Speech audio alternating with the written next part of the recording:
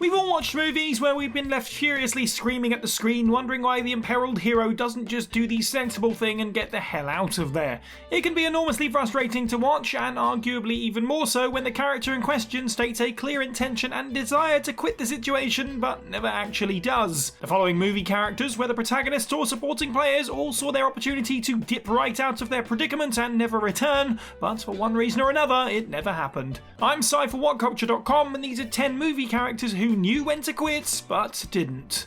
Number 10. Trudy Cachone, Avatar. In James Cameron's Avatar, Trudy Cachone starts out as a pilot working for the Imperialistic Resources Development Administration, or RDA, but after seeing the savage Colonel Quaritch order an assault on the Na'vi's home tree, she has a major change of heart. Disturbed by Quaritch's actions, Trudy refuses to take part in the attack, instead heading back to base in a heroic act of defiance. Yet, as will be something of a running theme on this list, Trudy's conscience ends up getting her killed, as rather than simply quitting the RDA and seeking out less murderous pilot work elsewhere, she decides to switch sides to the Na'vi. And so Trudy later returns to the battle to help the Na'vi fend off the RDA, and though she puts up one hell of a fight while also helping rescue Jake, she's eventually killed when her rotorcraft is struck by one of Quaritch's missiles.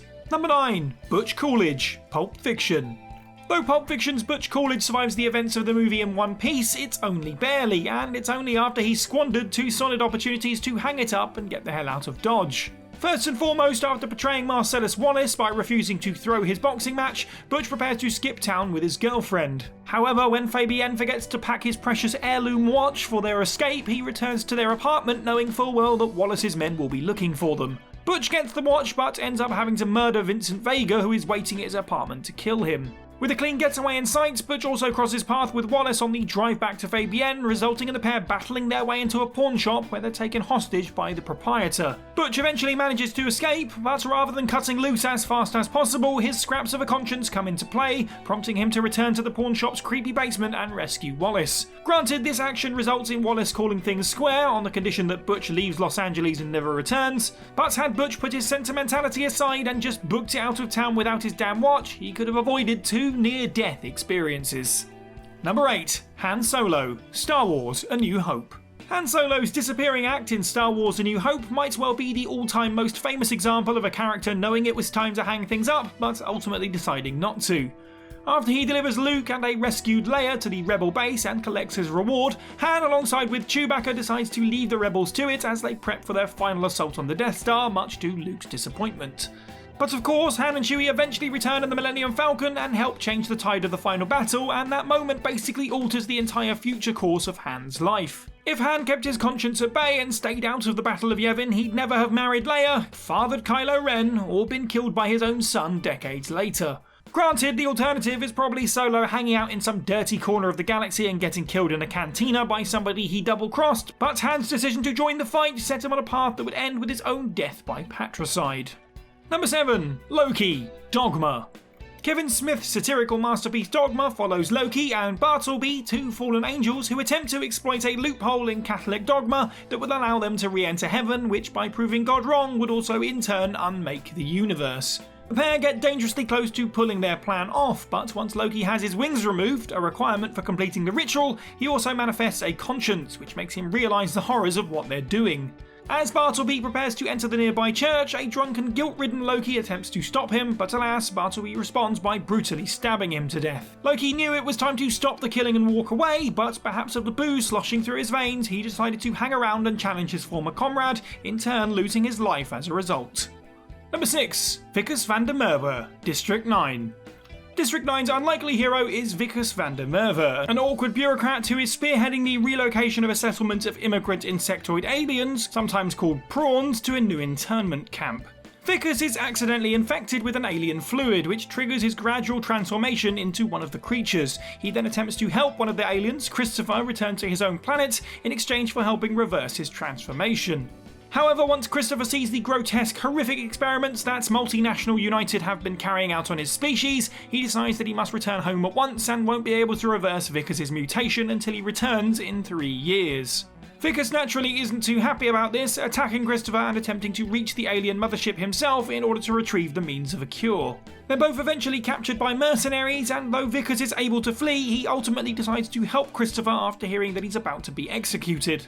Granted, Vickers basically needed Christopher to help reverse the transformation anyway, but considering that he's left in alien form at film's end regardless, and there's no guarantee Christopher will indeed stick to his word, he's pretty much left in the same state as if he'd simply walked away.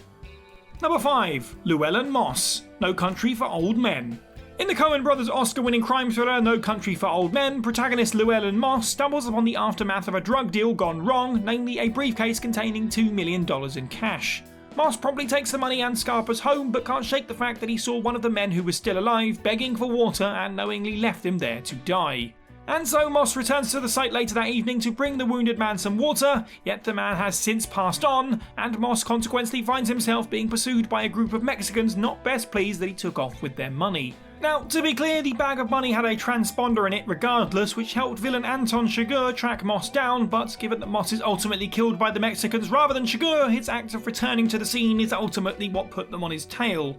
Moss surely knew in his heart of hearts that the wounded man would almost certainly not have survived his grim injuries into the night, but overpowering guilt pushed him to take a look anyway, and it basically cost him his own life. Number 4. Scourge, Thor Ragnarok. For the bulk of Thor Ragnarok, Asgardian warrior Scourge is presented as a man who will do anything to save his own hide. He initially guards the Bifrost Bridge in Heimdall's absence, but once Hela shows up in Asgard and starts raising hell, he opts to side with her for his own survival. Scourge becomes Hela's own personal executioner, though during the climactic battle at Asgard decides that he's seen enough bloodshed and can't side with her any longer.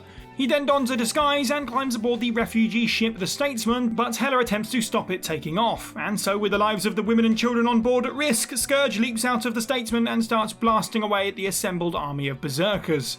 This allows the Statesman to depart, though for his trouble, Scourge is fatally stabbed through the chest by Hela's Necro Sword. In one respect, Scourge was one of the battle's big heroes, but only after he first tried to nope the hell out of the thing altogether.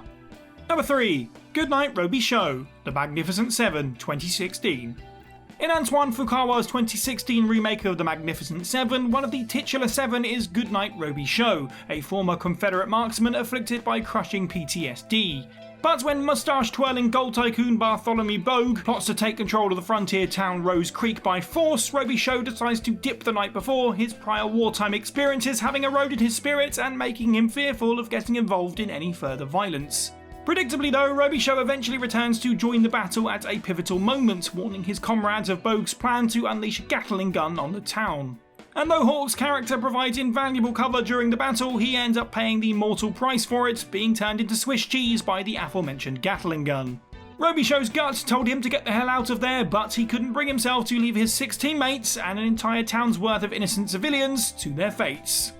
Number 2. Becky Fall.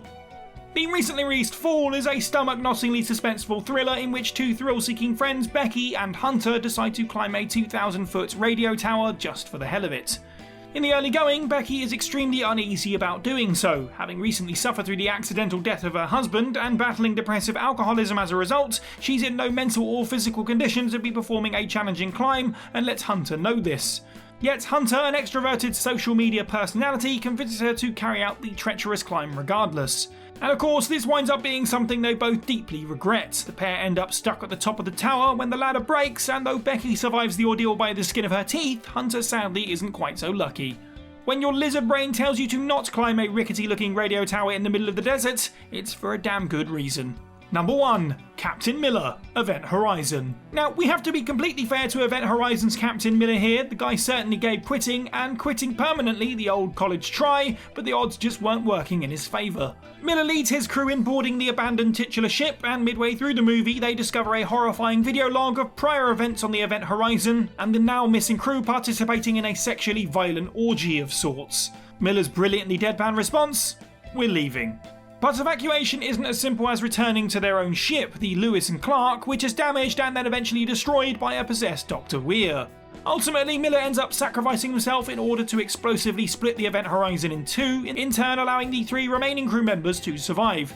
You certainly had the right idea, Miller, to flee in the sight of a literal horror show, but fumbled the follow through, albeit while going out like a damn hero.